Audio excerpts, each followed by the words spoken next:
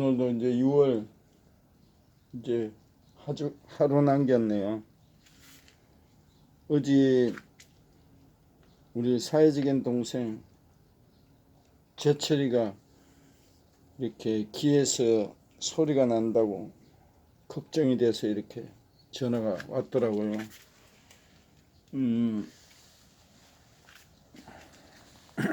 어딘 따나 자기가 그런데 이제 이빈 인후과를 몇 군데 가도 큰 병원에 가보라니까 더 걱정이 되겠죠.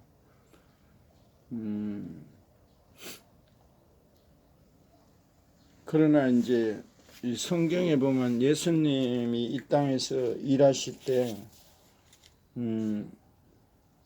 병도 고쳐주시고 그런 기적을 죽은 자도 살리시고 이런 기적이 있었어요. 그런데 지금도 있을 수 있다는 거예요. 물론 병원이 의사가 필요하지만 우리가 암이 걸린다든가 치매 치료가 어렵잖아요.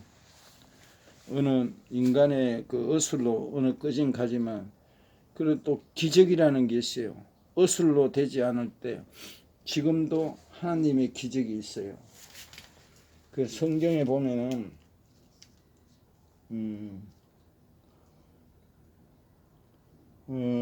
믿음의 기도는 병든 자를 구원하나 주께서 그를 일으키사 혹시 죄를 범하였는지라 사심을 받으리라. 그리고 너희 중에 고난을 당하는 자나 그 기도할 것이요 즐거운 자가 있느냐 찬송할지어다. 믿음의 기도는 병든 자를 구원하나니 주께서 그를 지키시리라. 혹시 죄를 범하였는지라 사심을 받으리라. 그러므로 너희 죄를 서로 고백하며 병이 낫기를 위하여 서로 기도하라. 의인의 간구는 역사임이 크니라. 너희 중에 병든 자가 있느냐? 그는 교회 장로들을 청할 것이요 그들은 주의 이름으로 기름을 바르며 그 위하여 기도할지니라. 장로, 목사를 말하는 거예요. 병든 자가 있으면은 그들과 함께 기도하라는 거예요. 근데 그 본인이 한자의 믿음으로 낫는 거예요. 물론 그때 성령께서 역사하시는데 사회적으로 보면 뭐 내적 치유니 은사를 받았어요.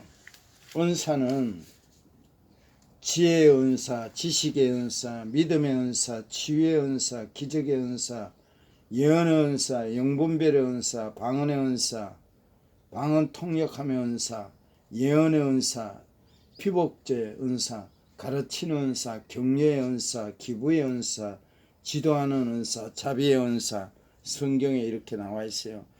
각자 하나님께서 이 은사를 믿는 자에게 이 은사를 주신 거예요. 그런데 저는 이제 믿음의 은사와 영분별의 은사를 받은 것 같아요. 보이지 않고 잡히는 것이 없어도 저는 천국이 있다는 것이 믿어지니까요. 확실히. 그리고 영혼을 사랑함이 있죠, 제가. 그래서 저는 모든 사람은 전도의 대상입니다. 그러나 이런 은사를 받았을 때 자기 명예와 돈을 그 은사를 통해서 자기가 돈을 벌면 안 됩니다. 돈이 헌금이 들어오면 그건 고아와 가부와 나그네 단자를 위해서 써야 합니다. 지금 뭐 국내 목사들이 내적 치유라 해가지고 그걸 프로그램을 갖고 아주 그 재산을 모으고 하나님이 싫어하십니다. 돈을 명예에 따라가는 것이 아니라 오직 거저 받았으니까 거저 줘야 하는 겁니다. 현신의 권사라고 있었어요. 아주 수십 년 전에 이분이 치유함의 은사를 병 고치는 은사를 받았는데 아주 그냥 부를 누렸어요. 그는 어느 날인가 입신을 했어요. 입신이라는 것은 잠시 죽음이에요. 그때 하늘나라를 갔더니 예수님께서 나는 너를 알지 못한다. 이렇게 깜짝 놀랐대요. 조영기 목사는 아느냐고 몰라 이래. 그 다음에 한경직 목사 그는 알지. 이거는 실화입니다. 그래 그분이 이제 입신해서 깨어나서 완전히 그때 수십 년 전에 50억을 사회에 환원을 했다는 교회 내 가지고 뭐 북한 뭐 보고만을 위해서 이렇게 내놓았다 하더라고요. 그러나 예수님 안에서 치유함이 있어야 꼭 회개가 먼저 있어야 합니다. 자기 믿음과 회개가 있어야 돼요. 하나님께서 요나에게 니느웨 성에 가서 하나님의 말씀을 전하라고 했을 때 요나는 도망쳤습니다. 요나는 니느웨 백성들이 하나씩 미웠습니다. 니느웨 강대국 아수르의 수도이고 아수르는 북왕국 이스라엘을 멸망시킨 나라예요. 나라의 반쪽을 삼켜버렸으니 얼마나 원한이 깊겠어요. 우리나라로 치면 아수르가 바로 일본이고 니느웨 성은 도쿄나 마찬가지예요. 요나가 니느웨 성에 가서 가기 싫어했던 이유를 알만하죠. 북한도 이제 니느웨 성이라 봐야죠. 누가 그 선교하러 가면 가겠어요? 성경책만 들고 다니도 사형당하는데. 그런데 하나님은 요나에게 니느웨 백성들을 미워하지 말고 그들에게 하나님의 말씀을 전하라고 합니다. 그렇다면 우리도 일본을 미워하지 말고 무조건 용서해 줘야 하나요? 그건 아닙니다. 하나님이 니느웨 성을 무조건 용서해 준 게 아닙니다. 니느웨 백성들이 진심으로 회개했을 때 용서를 해 주셨습니다.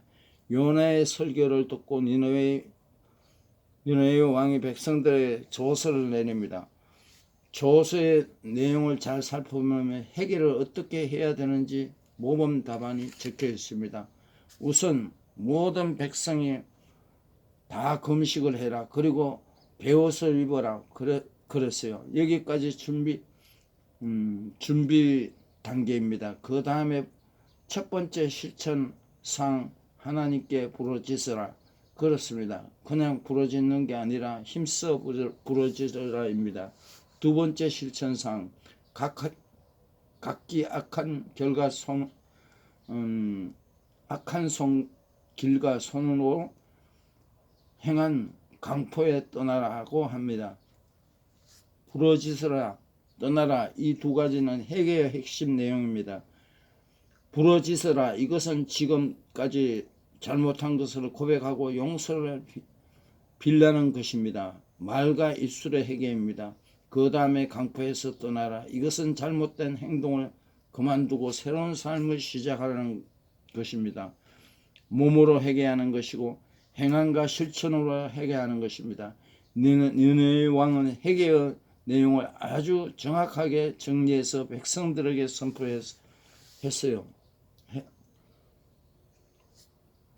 니느웨 백성들이 왕의 명령대로 전부 금식하고 베옷을 입고 하나님께 부르짖으며 회개를 했어요. 이렇게 회개를 하는 모습을 보고 하나님의 마음이 돌아서서 니느웨 백성을 멸망하려던 계획을 취소하고 백성들을 용서해 주셨어요. 회개가 있어야 용서가 있습니다. 일본이 용서받는 길이 무엇인가요? 먼저 회개하는 것입니다. 임진왜란 때 죽인 수많은 조선 백성들에게 사죄를 해야 합니다. 일제강점기 때 일본의 조선의 쌀을 다 뺏어서 일본으로 싣고 갔습니다. 조선 사람들은 양식이 없어서 쩔쩔 굶고 만주에 썩은 콩 깨묵을 먹고 풀뿌리를 캐어 먹었습니다.